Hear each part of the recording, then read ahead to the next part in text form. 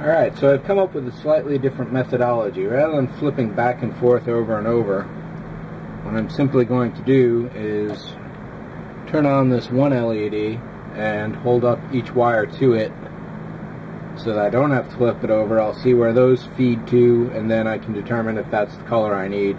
Mark it or put it aside at least, then flip the model over all at once and feed it into place.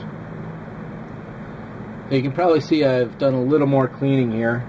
All of these wires here used to run through that. I may be able to cut these down to here and have the LEDs run through that. This guy here snapped. It was just a little too tight, so I'm going to have an LED going right here. I'm pretty sure all these big ones are the blue ones. And these few guys left here, the different colors remaining on that control panel. All the reds are now feeding in through here, but I still got to give a few of them a little trim, like these guys here, which are just a little too long to fit comfortably. And that's still true of all the other ones as well, because right now they're just jammed all past the LED, or as tight in as possible, so that they fit, or so that they pressure fit rather, as well as they can.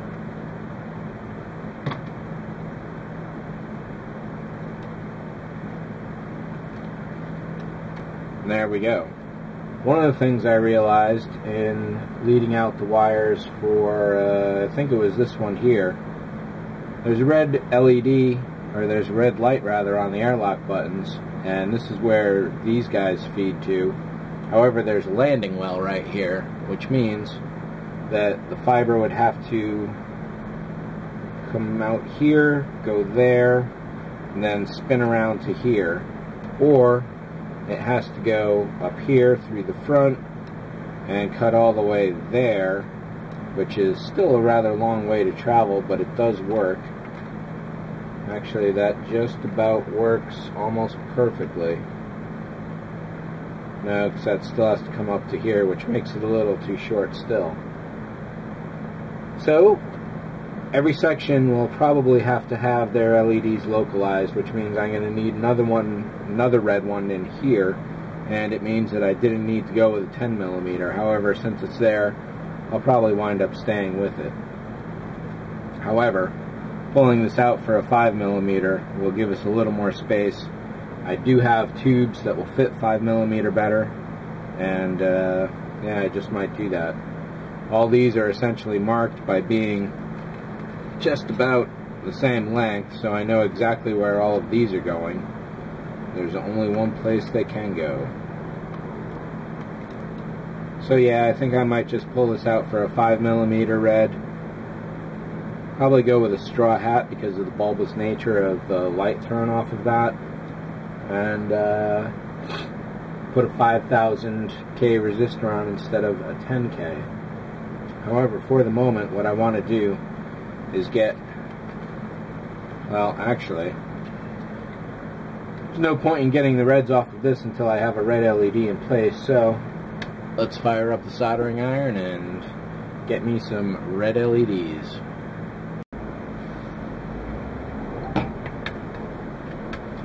So I cut down a few aluminum tubes. They're just about the right size for the straw hat, and one thing you definitely need to do afterwards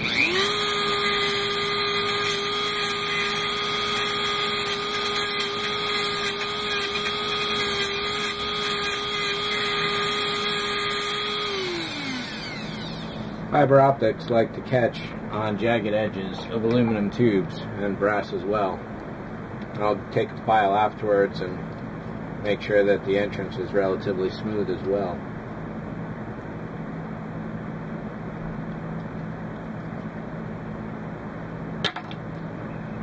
If this was slightly larger, I could actually put the LED fully inside it and leave it just like that. However, it just barely fits the edge, so actually friction fits it fairly well. Nice, that will work to our advantage. I didn't go with a lot of heat shrink on this one. This one doesn't friction fit as well as that one, however, they'll both do for the moment. They will have to be permanently secured later. I may go with a hot glue gun for that. due to the removable nature that it has. So let's get this out of here.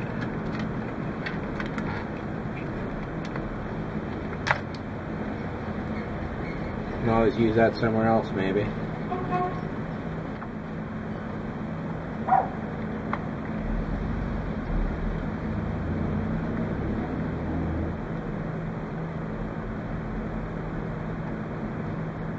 I'll hold this down for a minute or so.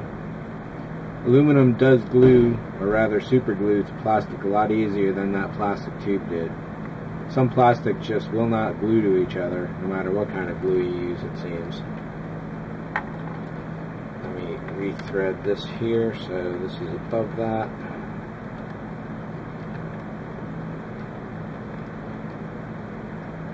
So there we go. And of course over here I didn't have to cut a new tube. I've got one right here that I can feed the red into, the first one. However, in this case it's possible to put the threads past the LED because there's so much space, which will create reduced lighting. Alright.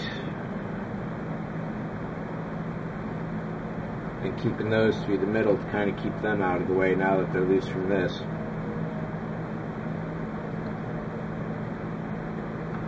So the next thread is going here, and in fact, here's an idea. Take one Sharpie and go red.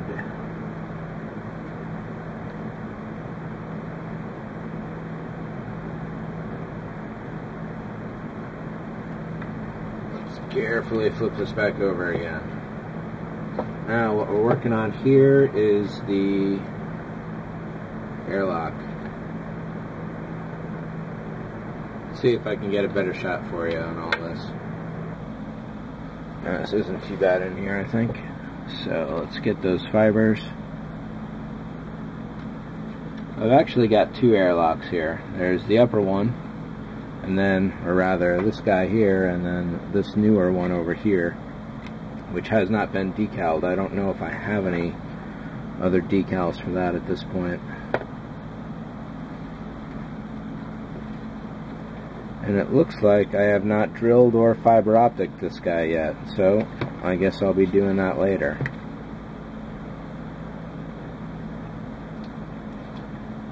Trim all these down to a similar length. And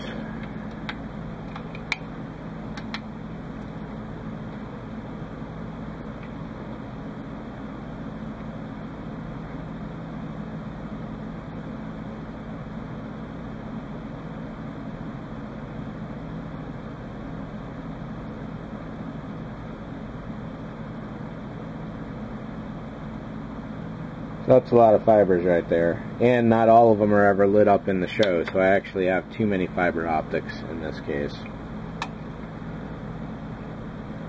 But again, it's a matter of going one at a time.